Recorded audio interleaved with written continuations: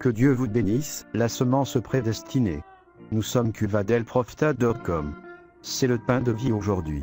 Galates 3, 28. Il n'y a plus ni juif ni grec, il n'y a plus ni esclave ni libre, il n'y a plus ni homme ni femme, car tous vous êtes un en Jésus-Christ. Écoutez maintenant la voix du prophète de Dieu pour ce jour.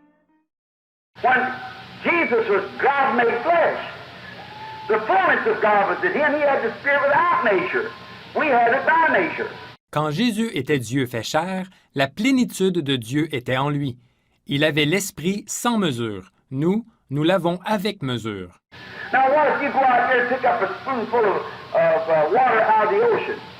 Well, that's what Jesus had, the whole ocean. But you and I have got a spoonful. That's the difference. You never miss it. You don't have to have us, but we have to have him. Maintenant, supposons que vous alliez là-bas prendre une cuillerée d'eau de l'océan. Eh bien, ça c'est ce que Jésus avait, l'océan tout entier. Mais, vous et moi, nous n'en avons qu'une cuillerée. Voilà la différence. Alors, ça ne se remarquerait même pas. Il peut se passer de nous, mais nous ne pouvons pas nous passer de lui.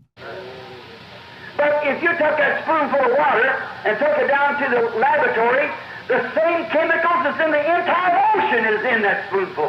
Pourtant, si vous preniez cette cuillerée d'eau et que vous l'apportiez au laboratoire, les mêmes éléments chimiques qui sont dans l'océan tout entier se trouvent dans cette cuillerée. And with God on the day of Pentecost, when he come down like a rushing wind, did you notice he was a pillar of fire? But did you notice he separated himself from that pillar of fire, divided himself amongst his people, and cloven tongues of fire set upon each of them?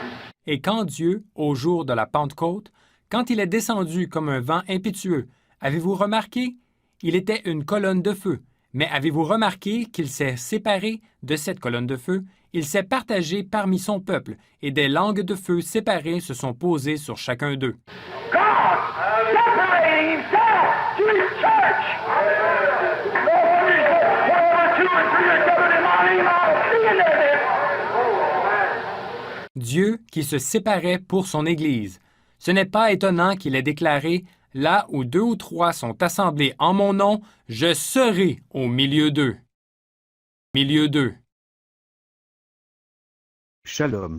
Si cette vidéo a été une bénédiction pour votre vie, aimez, partagez et abonnez-vous à notre chaîne YouTube. Dieu te garde, chers frères et sœurs.